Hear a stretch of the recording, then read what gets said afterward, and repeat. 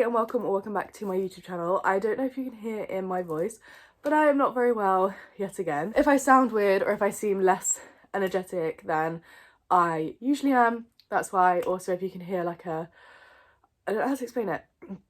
When I breathe in, it's like really raspy, and I don't know if you can hear how raspy my breathing is, but if you can hear it, I apologise. Okay, I'm going to be completely honest, I have no idea where the physical TBR count was at the end of last month, so I'll pop it up on the screen. The first thing I'm going to talk about is that I did a little bit of book unhauling this past month. I haven't had the chance to go to the charity shops that I normally donate to. I donate to a couple of them. One of them's in the next town over, one of them is here, but they take in such a large amount of books, the one that's closest to me, that I normally try to give to the next town over because they normally a bit inundated with how many books they get here, so I try to just make it less stressful for them. I went through my shelves and I just had a little bit of an unhaul. I've downsized quite a few things, and my physical TBR, I wasn't bothered by it, but there were a couple of things that I was like, am I ever going to get round to that? Am I ever going to want to continue? And these were the three that didn't make the cut. So I ended up unhauling Mansfield Park by Jane Austen. There's just other Jane Austen books that I'm very excited to read, like Sense and Sensibility.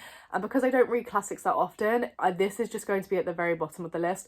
There is a couple of more classics, to be honest with you, that I could probably unhaul, but I just want to hold on to them for now because I've still got belief in myself that I could read them. But it's very far and it's very far and few between that I actually end up picking up a classic book, and this is one I don't really know much about, and there's other Jane Austen books that I am so much more excited about as well. So the next book that didn't make the cut is Empire the Vampire by J. Kristoff. This just was not what I thought it was going to be. I read the back, I thought it was going to be about vampires, I thought it was going to be a lot more fun. But basically it's about a vampire hunter retelling their story. I think I got about almost 100 pages in, and it was just boring me. And honestly, there's so many books that I'm so excited to read, and so many other vampire books that have come out recently or are coming out, and I just don't see myself reaching for this again. And I had such a horrific experience the first time round that I just don't think I will. I think the second book for this just came out. I will probably sell this one instead of donating it, because someone would love to get their hands, I'm sure, on the hardback edition of this book if they loved it. I just personally didn't love it. I couldn't get along with it. I couldn't gel with it, which was really disappointing because this was something that I was so excited by, and hence by the fact that I brought it in hardcover. I hardly buy books in hardcover unless I feel that I'm really going to like them. And then finally I have Dear Life by Rachel Clark. Now I was really excited to read this book, and honestly I think for the right person this would be a great book to read. Really enjoy reading stories like this and memoirs like this, but I honestly just don't think I'm going to get round to it, and I think that's okay. And I think sometimes being honest with yourself and what you're capable of is fine, and I think for me this is quite a triggering book. There's some books that I found really healing, like My Dark Vanessa. I found that really healing book for me, but this one I just remember crying so much in the first chapter that I never picked it up again, and I guess I'm almost scared about that. I hauled one book this past month, and that was just my pre-order of House of Flame and Shadow by Sarah J Maas. I pre-ordered this book, so it came when it was pre-ordered to. It was the only book that I hauled this month. I'm doing so well at not buying books but rather reading my books, and I'm really proud of myself, and I feel like this is going to continue until maybe April. So the first book that I read this month was Twisted Games by Anna Huang. This is the second book in the Twisted series by Anna Huang. This is actually my mum's edition of the book. She really kindly lent me the next two books, so this book and the one after, which is It Twisted Hate? This was a really odd read for me. I got about halfway through, I think it was to part 2 in the story, and it felt like, you know, a story had already occurred, so it was really interesting. And then I kind of had a big gap in reading this, to be honest, until I picked up the second half of it. But I really enjoyed this book. I thoroughly had a good time with it. I ended up putting it down, but I did enjoy it. I loved the dynamic here way more than I did in the first book in the series, which was Twisted Hate, which is just here on my shelves. I didn't love Twisted Hate, but I really, really enjoyed this one, and it's given me so much hope and promise for the rest of the books in the series. Then I read the rest of Assistant to the Villain by Hannah Nicole Moret. I did not know this was part of a series, but I loved this book. I found it so interesting. It's so different to anything that I've read before. It's really sarcastic, really witty, and I really enjoyed it. There's so many things, and the ending was so good. I definitely want to read the next one in this series. I believe it's going to be a trilogy, but I really enjoyed it. It's so different, like I said, to anything that I've read before, and it kind of has that fairy tale-esque feel to it that you get from, where is it? Yeah, the Once Upon a Broken Heart series by Stephanie Garber. It's not the same by any means. The magic system is very, very different. There's no balls or anything extravagant like that in it, but I kind of get that same sense of whimsy that I got from Once Upon a Broken Heart in this book, which is so intriguing to me, and I really enjoyed it. I will say, don't expect to have a lot of romance in here. I feel like I brought this thinking it was just a romance. It's definitely not, so please consider that when you are purchasing this book, I guess. It's not heavily romance. It's like a very slow burn, and it's so good, and I can't wait for the next book in the series. Then I read Kingdom of the Feared by Kerry Mascalco. Guys, I think I found a new author that is going to be someone who I enjoy so much. That's Kerry Mascalco. I loved this book. I loved it. I gave it 4.5 stars. I really enjoyed it. It just wasn't on that 5-star scale. I can't tell you too much about this series because I can't tell you that much about this specific book because it's the 3rd book in the series. I did post a non-spoiler review though on Fable, which I will insert here. This whole series has been amazing. It's gone from strength to strength for me. The first book I gave 3 stars, the second book I gave 4 stars, and this book I gave 4.5 stars. I loved it. And also a lot of people in this series said that they didn't see Wrath enough, or Wrath, however you say it, enough. I personally disagree. I feel like he was present in every single book. I really enjoyed it. I loved the chemistry between the two of them.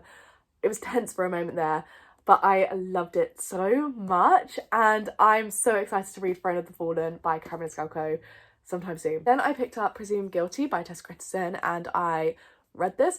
This was such like a speedy read that I've almost forgotten that I read it. It's not even on my Fable, I don't think, because I feel like I've read this before. I definitely have read this before because I was just kind of like ended up skim reading because I knew what was happening. So I have read this before, but it should have been my red shelf. So I have read it this month, but it was like a really almost like a recap read instead of like an actual read. I then read House of Flame and Shadow by Sarah J Maas, and I read this in less than a week. Now I have been sitting with this book and sitting with this book and sitting with this book. There's a lot of things and complaints that I have about this book, and I wouldn't even say that I had high expectations going in. I didn't really have any expectations, but I had a lot of excitement for this book, and I've thoroughly enjoyed the first 2 books. Both of them got 5 stars from me, and I honestly thought she had the potential to have another 5-star or 6-star series for me, and this just did not hit it, guys. This just did not hit. It wasn't as well done as the others, in my opinion. Yeah, I don't know, there was just a lot of issues with this book, and I've seen a lot of people agree. I think on my Fable review I gave it 4 stars, but honestly, upon reflection, it's more of a 3. I don't know, the conclusion just felt rushed almost. It felt like we didn't have enough time. It felt like what happened at the beginning, based on the events at the end of the second book, were not done well. There's a lot of things just felt like they weren't very done well. It didn't read like a Sarah J Maas book. It didn't read like how obsessed I normally am with her characters and how obsessed I am with her romance normally and how obsessed I am with the plot normally. It didn't read like that. It was very odd, and I know a lot of people have had a very similar feelings about this. That's all I can say about this one. My Fable review has spoilers, so I cannot pop it on the screen, but yeah, if you are interested, please head over to Fable and you can read my review on there. And then finally this past month, I read Powerless by Lauren Roberts, and this was so good. I can see why so many people hype this book up and so many people love this book. I thought I was reading this and the second book was already out. I have been like fooled because it doesn't. It comes out in April, I think. Like, it comes out this year, and the mini story, she also has a like novella coming out in between this book and the second book that's coming out really soon as well. But I thought the next book was out, and I am so heartbroken that it's not. The way that this ended was such a cliffhanger. I think I gave it 4.5 stars. I loved this so much. The fantasy romance was sizzling. Oh my god. This is an amazing first release from an author. Absolutely incredible. I follow Lauren Roberts on Instagram and I love her. She's so lovely, and yeah, I'm very excited and anxiously awaiting the next books in this series. I cried so hard at a certain scene in this book. So hard.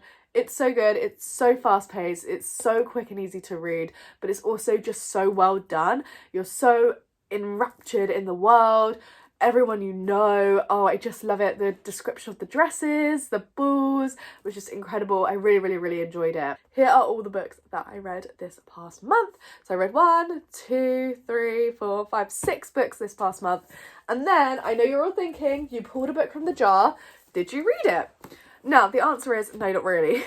Like I said, I've been very ill, but I pulled You and Me Vacation by Emily Henry.